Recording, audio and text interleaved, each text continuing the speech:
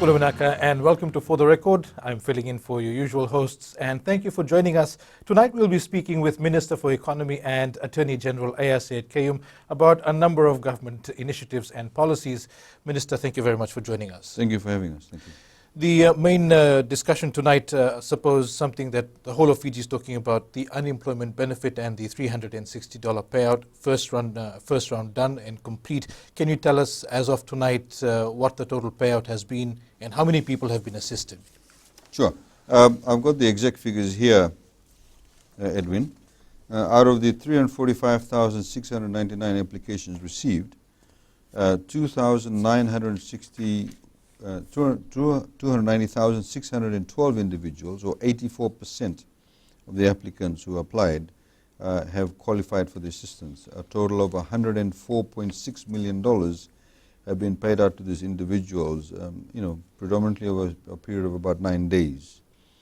There are about 55,087 individuals who did not qualify because they're already receiving some form of like social welfare, or already employed, or on pension, or receiving living allowance through the toppers or the TELS program, or had not received the first dose, or some of them had not given TIN numbers despite us trying to help them. There were no TIN numbers at all, or had completely different birth registration numbers. There were about 16,832 duplicate applications. In other words, the same person had applied using more than one SIM card. So they were, of course, knocked off. There were about 733 people who were below the age of 18 years.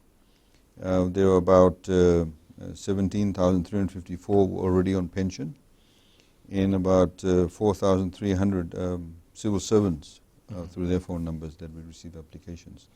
But overall 84% of the applicants received their 360.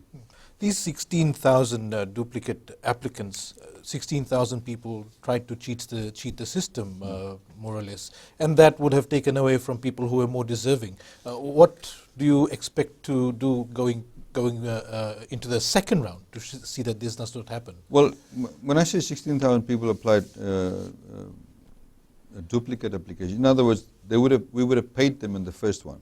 So if you applied 3 times, we know you're the same person applying 3 times. We simply ignored the second and third one, but we paid out you on the first one.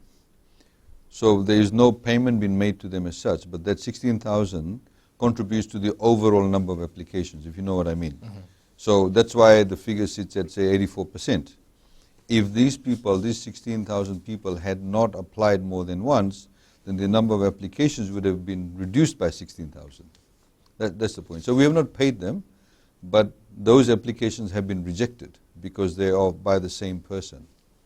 And the civil servants who you've identified as having applied, you have said previously that action would be taken. Yes. Can you tell us in a more concrete manner what the outcome may be? Sure. I mean, we have, in fact, compiled the list. They'll be sent off to the different heads of agencies, whether it's the police force, whether it's different ministries, and the heads of those departments, the permanent secretaries will deal with the matter.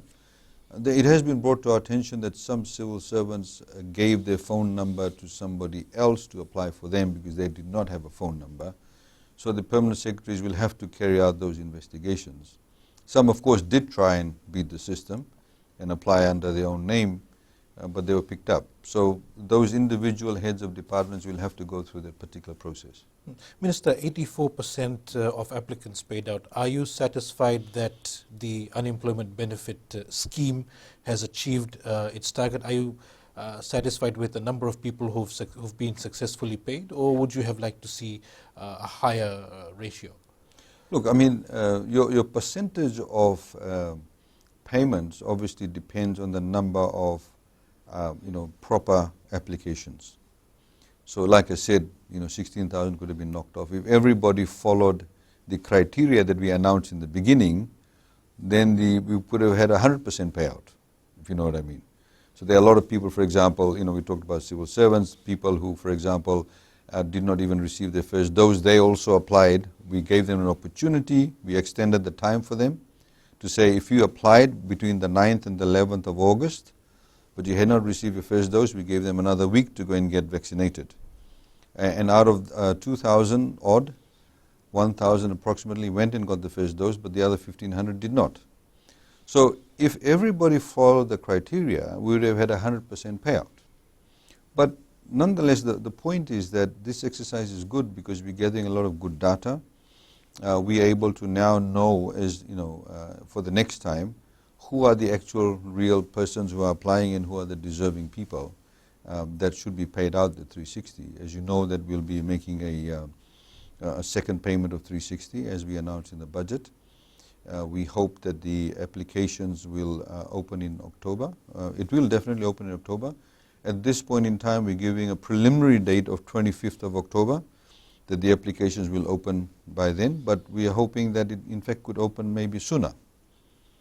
So, you know, Diwali is in early November, and we know that people do have certain, you know, expenses they may need to meet. And the 360s for the 3 months of November, December, and January. That's what it'll take them to. This first payment is August, September, October. So that's, you know, we've had allocated $200 million in the budget. We've now paid out $104.6 million.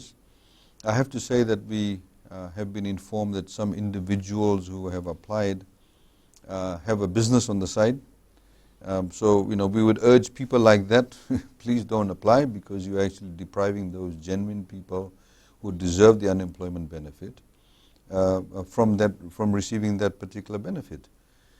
You know, we also know that there are some people who've applied who have never worked before. You know, or they have worked, or they have not worked for the past 5 years. You know, they were either living with their family or children, or were retired now.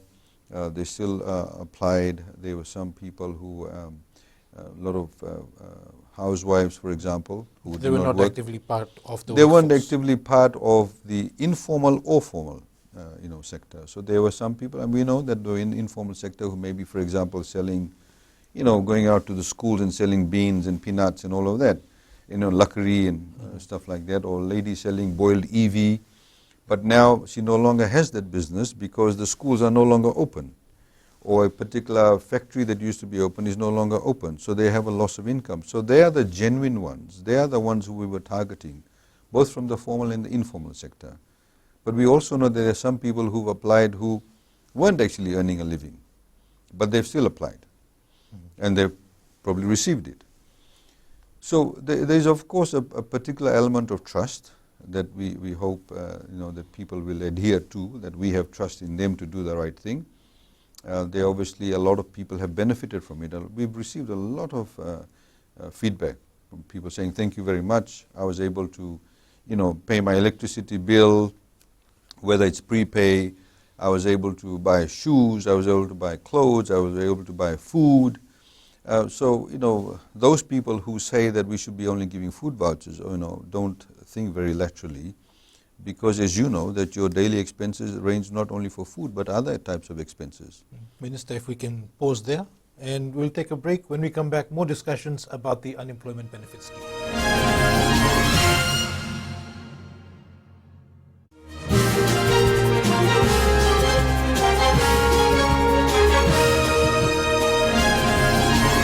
Welcome back. We are in discussions tonight with Minister for Economy and Attorney General Aiyaz Sayed-Khaiyum. Minister, before the break you were talking about how people should have the freedom to be able to spend the government assistance as they wish. What is the sentiment with the government and your ministry in particular when handing out the $360? Because there's been talk that people are buying alcohol, people are spending on cigarettes and kava, but your position is different on this. No, what we are saying is that the bulk of the people who have received the funds have put it to good use. Now, if, for example, somebody has received $360, they may have paid the electricity bill, or they may have paid for some other, you know, daily expenses. They may have bought food, they have bought maybe clothes, they may have bought diapers, they have bought baby formula, whatever the case is. And if they have gone off and bought, you know, 6 long necks, 6 big bottles of beer, nobody should come along and say, well, therefore the entire thing is bad because they bought alcohol. That's quite silly to say that. Of course, there may be some people who may have spent the entire 360 on alcohol. That obviously is not good either. In any of these sort of welfare payments or social safety net payments that we do, and it's throughout the world, various studies have been done on it, there's a certain percentage you build into that, where some people will actually perhaps abuse it. But because of that small number of people who may abuse it, it does not mean the bulk of the people, the majority of the people should be victimized. So that's where we look at it. And overall the feedback has been very good. A lot of people are appreciative of it, and a lot of people have benefited from it. Some people have used the money to pay their rent. A lot of people in fact have said to us, thank you very much, I've been able to pay some rent. My landlord knows he or she has given me a discount, and I've paid the rent, and I know in the second round, if I'm not employed still, then I will get that payment, and my landlord is happy with me. There are a lot of people who have given us that feedback too. So the money is spent in different ways, and I think that has also provided a particular level of confidence to people. And we are seeing now a lot more people are becoming a lot more, I suppose, compliant with their applications. You'll see the long lines outside the BDM office. People are going and trying to make an effort to get the birth registration number. People are going to FRCS to get the TIN number. See, in this way, it is helping us build up a data too. So next time, for example, if there is a cyclone, we know exactly who are the people who should receive the assistance. It helps us because, you don't want a waste of state resources. We've had previously, people sometimes will complain and say, oh, that guy has received all the food rations when he or she does not deserve it, and that person who deserved it did not get it. In this way, this type of information is shared with the different agencies whilst respecting everybody's privacy. I mean, if you look, I've got some statistics here, if I could share with you. Please. I mean, if you look at the age category, between the ages of 18 to 30, 30.2% of the total number of money paid out, 30.2%, went to those people between the ages of 18 and 30, which is about 87,490 people. The bulk, the largest majority was between the ages of 31 to 50. That's 122,689 people, which is 42.4%. So in this age group, the largest chunk of people who received the 360. And then the third largest group was between the ages of 51 to 70 years, 25.2%, which is 73,024 Fijians who received this. And over the age of 70, 6,286, 2.2%.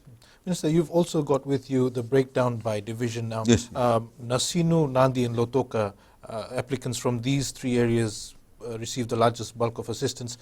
Do you have some sort of analysis on what sort of breakdown you have in terms of the geographic spread of the assistance? I mean, if you look at Nasinu is fairly largely, it's by some reports, it's the largest municipality in terms of population numbers in Fiji.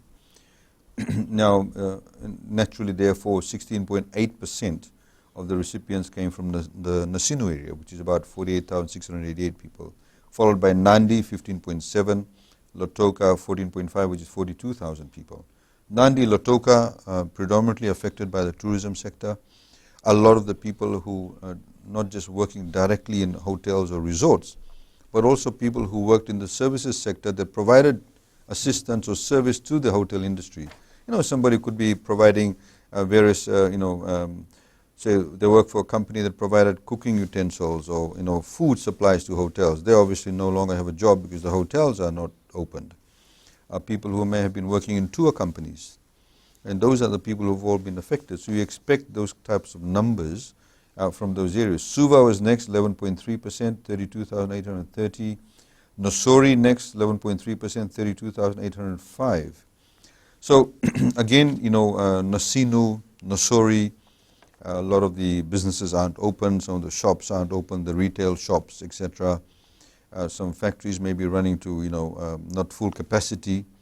So these are the sort of middle to lower sort of end of the socio-economic scale where people have been affected quite substantially. And we expect them to get this type of funding. Ba, we had 8.4%, 24,000 people. Singatoka, 16,749 people. Again, Coral Coast hit by the, by the resorts closing down. And of course, a lot of shops in the Coral Coast won't open because the tourism sector is not open. So you expect that, Raki, 11,000, Navua 8,900, Tavua 8,900, and others were about 16,000. So again, it gives you, that spread. We're able to know where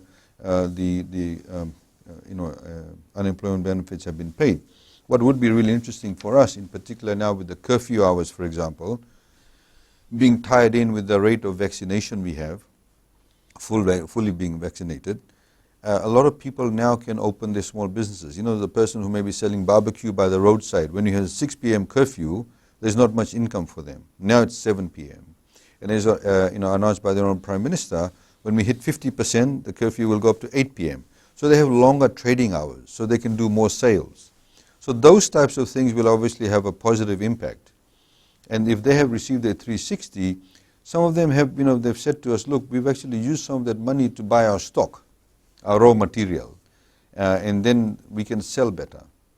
So that's how it's assisted people. And you'll see as time goes by, and God willing, we open the borders as announced by the PM, when we hit the herd immunity levels, when international travel can be facilitated, then obviously we'll see the numbers of unemployment actually decrease quite substantially. The other point that I also wanted to make, that some people may have actually started working, but we found in some cases some employers have not paid the FNPF. Because when somebody actually applies, we check the FNPF records. With all these different agencies do the verification. And some may not have actually, they may be paying, but they have not filed their returns with FNPF. So in the next round, we'll be able to pick that up. Because we go back 3 months. If a person has not received FNPF 3 months prior to the application, then we said, okay, that person is not employed. But in some instances, they may actually be employed, but the employer has not paid the FNPF. We'll certainly pick that up in the next round. Well, that brings up an interesting point of discussion, but we'll pick that up in a bit. Right now, we'll take a break. Join us again shortly.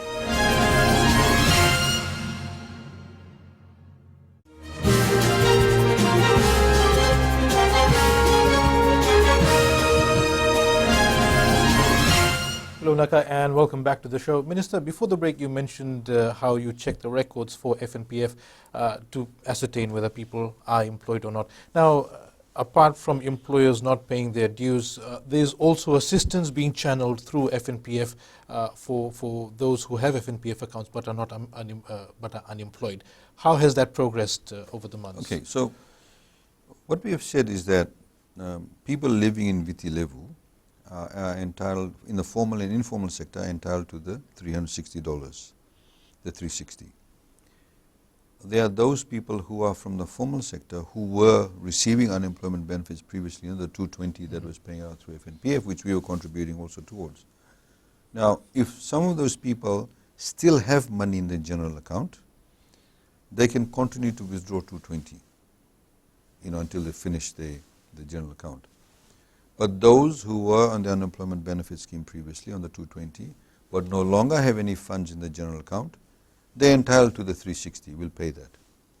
Similarly, what we've also said outside Viti Levu, those people who were in the formal sector and are unemployed, they are also entitled through the FNPF scheme to access their general account, the 220. Alternatively, if they don't have money in the general account, we will pay them the 360. So, for example, there were hotel workers in Savu. Hotels have been shut down, or in Tavyuni, and they were receiving the 220 a fortnight. Now, that came to an end in July. Now, if they now apply and there's still money in their account, they can access 220 a fortnight. But if they don't, we will pay them the 360. And that, people in the Yasawas, the Mamanudas in the hotel industry, or a couple of resorts in Kandavu too, they're also entitled to that through the FNPF scheme. No money, but we'll pay that through FNPF. Now, looking to round 2, you've said you hope to open applications tentatively by 25th October. But for people who did receive funds in the first round, do they need to reapply, and what do people need to do to access round 2? Yeah, everybody has to apply. If you have applied in the first round, you need to reapply, because remember, the criteria for the second round of the application, apart from getting the right TIN number, the BRN, your voter registration card, you also have to show proof of the fact that you have also received your second dose. That's one of the key criteria of that. So at the time of your application, you should have received your second dose. That's of course very important. What we have seen in this time around, Edwin, what we've done, we've really bent over backwards to accommodate people. So like we said, those who applied but did not get the first dose, we gave them an extra time, extra week or so to get that. There were some people who put in the wrong TIN number. Some we know deliberately did it. Then we tried to correct it. Some of them actually put in a TIN number when there's no TIN number as such. So this time around, because people know what the lie of the land is, so to speak, we will simply reject the applications. They must get everything right. They must get the BRN right. They must get the TIN right, voter ID card right. In particular, TIN and BRN is very, very important because it helps us verify. Now, if all the information provided is done accurately, it's a very simple process. We just, we want it to be simply generated through the system. We don't want any, human intervention, so to speak. All the boxes are ticked, your payment should go. And normally, we have disbursed funds like tens of millions of dollars, sometimes, in a day. Because, people unfortunately sometimes also get very impatient. They wanted, the application is open now, it closes, they want the money the next hour. But we have to go through the verification process. It's actually for their benefit. Because we've seen some people who tried to actually apply under other people's name. In fact, we had 200 applications, oh no, it's not 200, sorry, 21 applications made by deceased persons. So we had family members using their dead relatives' number or TIN number to pass off. So we have to check all of that. So now if everybody gives the correct information, we've seen people who never had a TIN number have got a TIN number, which is great. For future assistance too. Once they input all the right information, we'll be able to pay them out quite quickly. And so you expect to pay a similar amount or more or less? Because 200 million was allocated, 104.6 million paid out, leaves just under 100 million, which is less than what was paid out in the first round. Will you be topping it up? Yeah, no, look, we can make those adjustments where we always have a little bit of fat built in to the system. So, but we expect more people to be employed in the next few months. So the more people who are employed, obviously the less unemployment benefit you'll need to pay out. Also, the other point I wanted to make, there were some people who complained and said, oh, my fellow workmates made an application, we know that they have received money, or they've made applications. Some we know have actually applied for their family members. We've allowed it this time, but we want individual people to make their own applications. So that's been the case. Some people have said, well, I work now, instead of working 5 days, I work 3 days. So I should get it. Well, no, it's only for people who are completely unemployed. Because you see, if you start paying people who, like one person who rang up and said, I spoke to him myself, he said, oh, I work 4 days out of 5 days, I should get it too. Well, it's not really fair. He's actually getting 80% of what he used to earn. Because there are some people who don't have a job at all. Fair enough, Minister. We've come to the end of another segment. Stay with us, we'll be right back.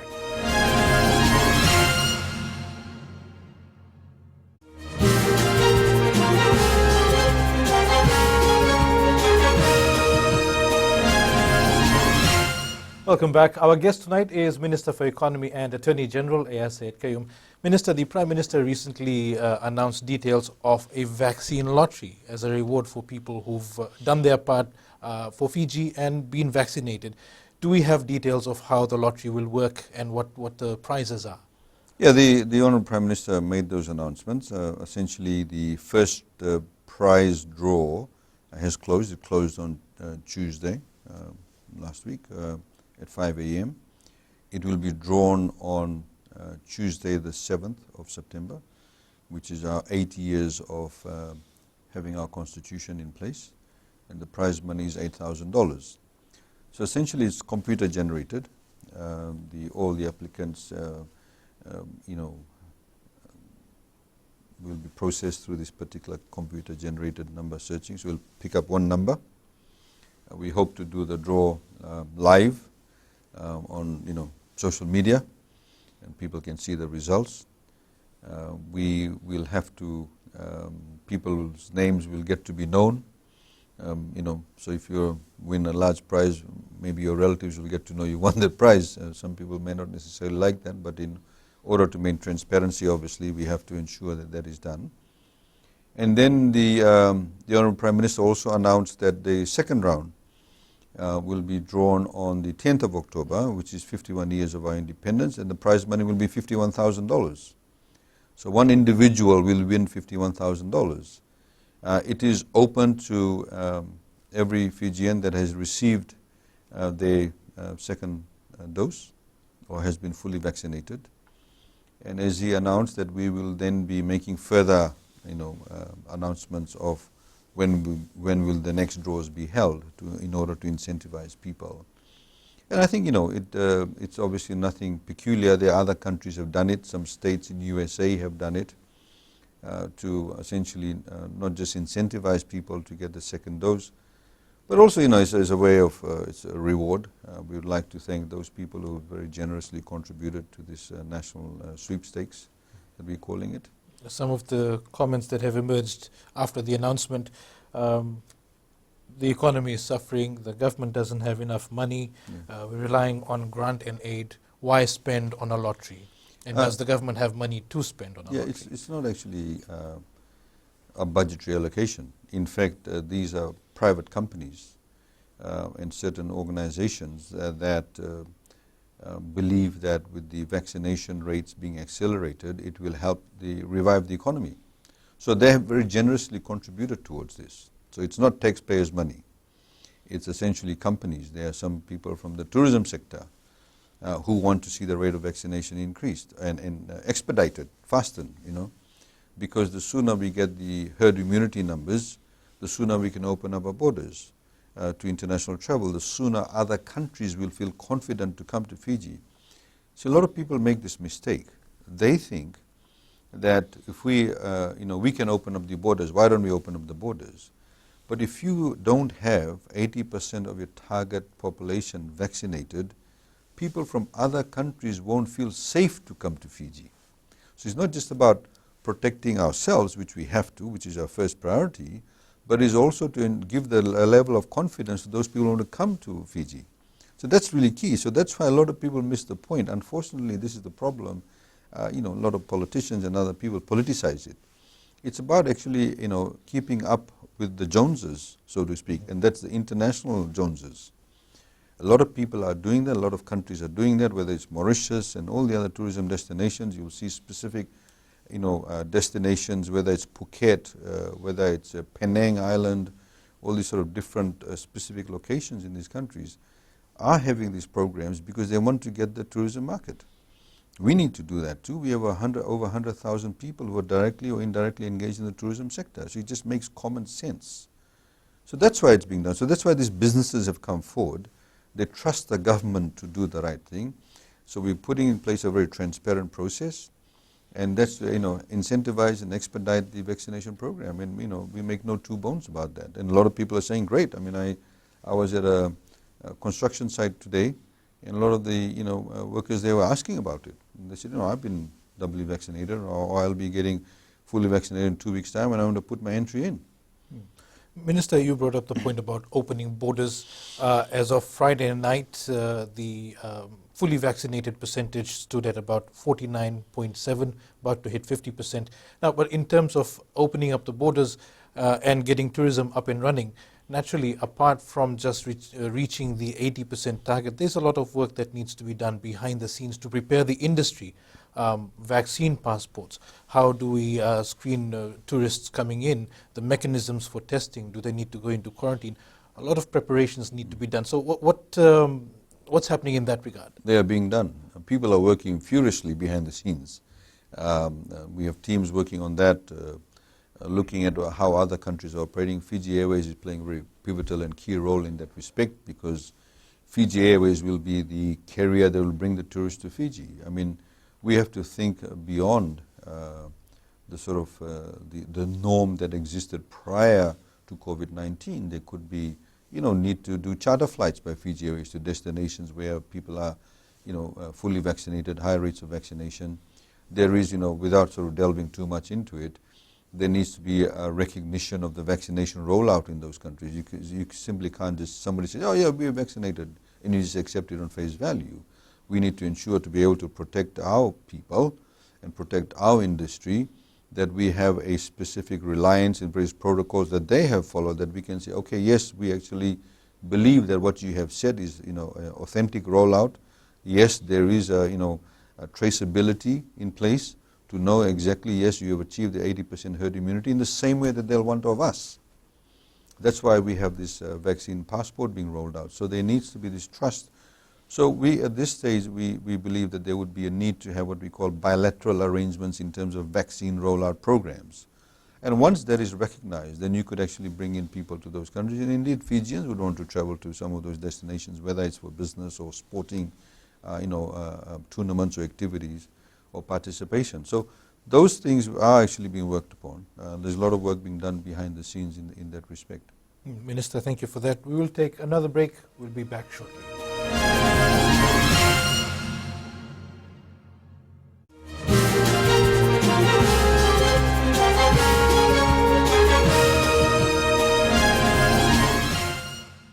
Welcome back to For the Record. Before we wrap up, Minister, the recent judgment by the Court of Disputed Returns, now there's been a lot of commentary about it, a lot of coverage and a lot of politics involved, but before we get to the political aspect of it, I'd like to get your views on why the ruling was, or what effect the ruling could have on the elections, which is pretty much a year away from now.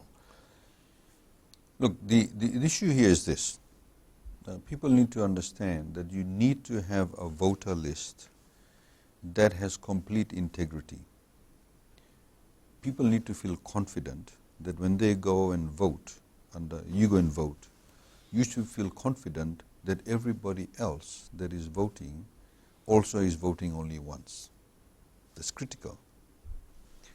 When you have observers coming into the country, and when they actually assess whether the elections are free and fair and credible, those sort of criteria that's being used and flaunted, that the electoral roll must have integrity. Elections in many jurisdictions, elections even in Fiji when we had the old system, have been won and lost. People have stayed in opposition or out of opposition because of 1 or 2 seats, and some of those seats have been lost by 10 votes. If you have the ability to register under 2 names or 3 names because of aliases, or because there's a lacuna in the law that allows you to do that, and assuming there's another 100 of you like that, and that's 300 votes extra, right? Potentially. It could be even more. And these silly comments by some of these people who actually are politicizing it. We are not viewing it from a political angle. We are viewing it from an electoral integrity perspective. So if somebody has, for example, 3 names in which they are registered under, they can do postal ballots. When they do postal ballots, when you apply for postal ballots, say on the election day I cannot be there because I'll be working, etc., etc., the law allows for you to do postal ballot. Nobody comes and inks you when they send you the postal ballot. You simply get the ballot paper, you tick, and then you send it off. On the election day itself, when you go to the polling station, then you get the ink. So a lot of people, unfortunately, I think, who have made comments on what I observed, in my humble opinion, in fact, I've politicized it, or perhaps, think that they need to make those comments because somehow or the other their reputation has been tarnished or their professional capabilities have been put into question. The comment I made was, I'm talking more about the future. And as we've said, we will make amendments to the law. And we intend to bring the amendments to the law in September session of Parliament. And we have to do that quickly because the Fijian Elections Office needs to ensure that people are registered in the proper and correct manner. That really is the substance of what we are saying. So I cannot see why people are getting, all uptight about it. The other comment that was made, getting to the parties involved, MP Nico Nawaikula had said, and it's been discussed openly, that he has actually registered with LTA using the name Nico Nawaikula. He's registered with FRCS as Nico Nawaikula, but his name on the birth certificate has been different. So there are other agencies involved here which seem not to have followed due process. What is the larger consequence here? I don't think they're not followed the due process. I mean, maybe in those days when he did register, they just simply accepted on face value, because I'm sure Honorable Nawaikula has had a driving license and a tax number for the past number of decades. You know, the world has changed substantially. You know, we've had, money laundering, we have terrorism, we have people smuggling. So, as you see, more and more countries are trying to ensure that your identity is actually authentic, that you do not operate under one or two names, or don't operate under more than one name. That way we can ensure that you are who you are. Right?